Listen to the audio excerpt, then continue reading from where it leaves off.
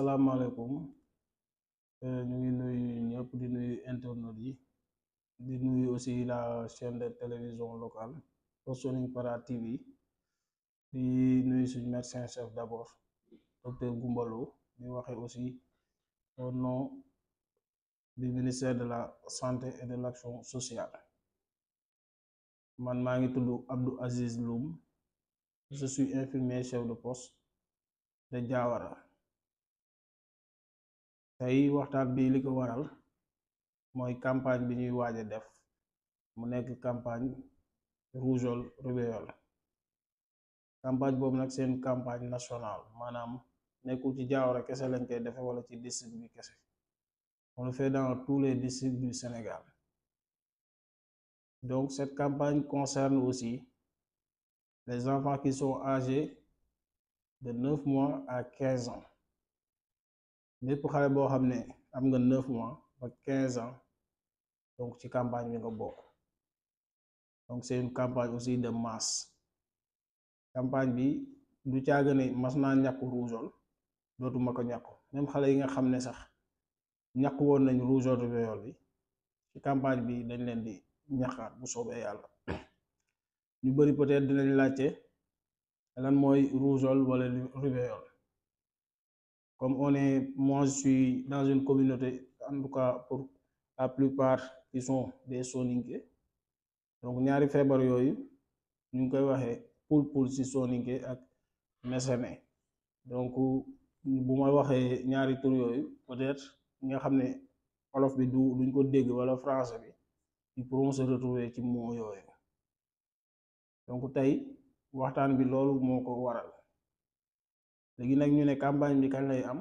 campagne bi ça va se passer du 2 au 11 décembre inchallah sur l'étendue du Sénégal, dans tous les districts du Sénégal, plus particulièrement à Diawara, au poste de santé de Diawara qui nous concerne.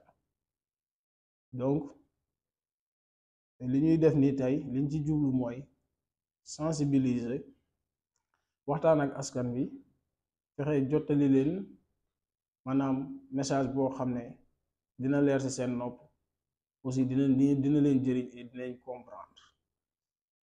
donc tey campagne boobu lu au état du Sénégal jëlee pour def ko, à travers qui le ministère de la santé, à travers qui le personnel soignant, c'est parce que des choses se sont passées, des analyses se sont faites, des résultats ont été analysés, suite à laquelle peut-être wala suite à ces différentes en tout cas choses qui se sont passées, ils ont pris l'initiative de faire une campagne de vaccination de masse, parce que on voit nettement que rougeole fi mu toll nii dafa commencé woon ñëw te am na jamono ci ginnaaw peut-être dellu woon na ginnaaw trop. donc si des actions ne sont pas entreprises, donc il y aura une évolution permanente des cas de rougeole avec leurs complications ou les décès liés au rougeole rubéole, et qu'on peut éviter comment? Par le programme élargi de vaccination bi nga xam ne c'est la vaccination de routine, maanaam dañ koy def ci poste yeeg ci bërëbu fajukaay yépp nga xam ne xale yi buñ juddoo depuis la naissance dañ leen di vacciner nag du ci rougeole rubéole kese, mais ci yeneen xeeti aussi jàngoro. donc di sensibiliser waat nit ñi, même bu dul woon campagne, ñuy gën a yóbbu seen doom yi ñuy ñàkku, su ko defee peut-être feebar yu bari dinañ ci mën a mucc. donc pour revenir ci sujet bi nga xam ne moo ñu concerné, mooy campagne de vaccination contre la rougeole et rubéole qui doit se dérouler du 2 au 11 décembre 2024, qui concerne les enfants âgés de 9 mois à 15 ans. Et c'est une seule dose que les gens vont prendre. C'est pas 2 vaccinations, c'est 2 maladies, mais c'est combiné en un seul vaccin.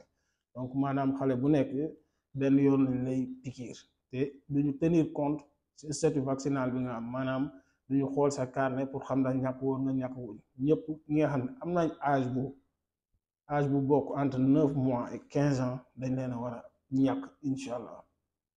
donc message boobu lañ leen bëggoon a jottali, bu ko defee ku si ne xam ne bu ñu gisee nit ñi di dugg ci école yi, di dugg ci daara yi di vacciner, maanaam ñu xam ne ci date boobu ma leen jox période boobu ñu xam ne kon vaccination bi ñu doon wax rougeole rubéole ñu ngi koy vacciner à l'instant T. fii si Diawara nag moi en tant que ICP infirmier chef de poste j'ai pris sur moi la décision, bien vrai que les écoles, les établissements de santé et les établissements scolaires ont reçu les notes concernant cette vaccination. Moi et mon équipe, on se déplace dans chaque établissement pour encore sensibiliser les élèves, les parents d'élèves, les directeurs, impliquer toute la communauté, en tout cas de manière générale, pour une adhération massive à cette campagne. De ce fait, on a dressé un calendrier. Def nañ benn calendrier boo xam ne pendant les 10 jours bés bu ne day am ci école bu ñu war a dem wala ci daara bu ñu war a dem pour vacciner mais loolu mënoo koo def te waxtaanoo chef d'établissement bi nga fa fekk moo xam ci daara bi la moo xam ci école bi la di rassurer parents yi ne que fu ne dem nañ fa wax ak ñi ñu war a waxal au retour élèves yi nag ñoom ñooy delluwaat ci seen kër yi expliquer seen parents yi que docteurs yi jaar nañ seen école yi wax nañoo ak ñoom sensibiliser waat leen pour en tout cas jour vaccination bi que duñ am benn problème. Des fois aussi di rassurer population bi parce que dañ naan pourquoi ñuy vacciner, est-ce que vaccin yi wóor na, est-ce que vaccin yi wóorul, lan moo tax état di si sonn te xamal ne la responsabilité de tous incombe à l'état, maanaam état tey moo yor suñu lépp te du dugg ci loo xam ne tey bu coow amoon wala coono moom lay dalaat parce que bu ñu waxee dañuy delluwaat ne kon état bi la te santé du c'est un milieu sensible du kii boo xam ne nit ñi ciy liggéey wala nit ñi ci nekk dañ ciy def loo xam ne après day andi ay loraange donc di rassurer nit ñi que vaccin bi wóor na testé nañ ko fi ñu ko war a testé jaar na ci loxo yi mu war a jaar na ci état bi mu war a ñëwee conditionné nañ ko ba mu baax nit ñi koy defit nga xam ne ñoo chargé di vacciner nit ñi aussi ay nit ñu formé lañ ay nit ñu qualifié lañ ay nit ñoo xam ne xam nañ liggéey bi ñuy def lañ kon yaakaar naa xel mën na dal di waxaat ne aussi nit da ngay wóolu système de santé bi nga am parce que kenn ñaan ko yàlla ku bañ ne man tey duma vacciner te teewul boo amee feebar bi fi nga doon bañ foofu ngay demaat muy hôpital yi nga ne damaa bëgg ñu faj ma kon nag je crois mieux vaut prévenir que guérir et puis l'État va dépenser des milliards avec ses partenaires rien qu'un vaccin consommable pour doomu sénégalais yi kon nag na ko fexe doomu sénégalais yi jëriñoo su ko defee ensemble incha allah nous pourrons éradiquer le phénomène de la rougeole et de la rubéole partout dans le Sénégal. Donc nous remercions les internautes, nous remercions notre médecin-chef de district, docteur Goumbolo, nous remercions toute la communauté de Diawara, nous remercions les notables, nous remercions la télévision aussi de nous avoir présenté et de nous donner l'occasion de nous exprimer.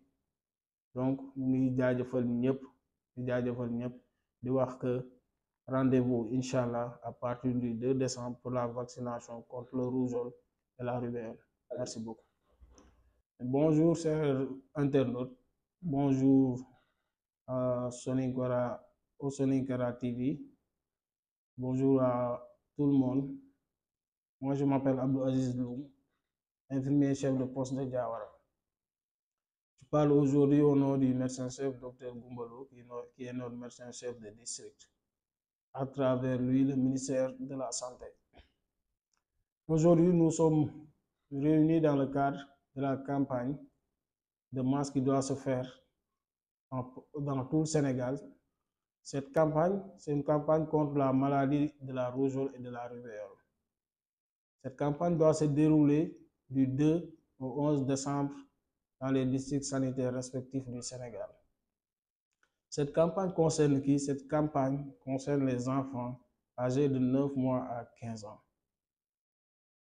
Donc, si je suis là aujourd'hui à délivrer ce message, c'est pour que la population du Sénégal, et en particulier la population de Diawara, puisse adhérer à cette campagne massive les vaccinations contre la rougeole et la rubéole, qui sont des maladies qui auparavant peut-être étaient un peu plus maîtrisées que maintenant, parce que là, on constate, les études ont montré que, en tout cas, il y a des cas de rougeole un peu partout dans le Sénégal, malgré qu'on vaccine les enfants contre la rougeole dans le calendrier vaccinal du programme élargi de vaccination.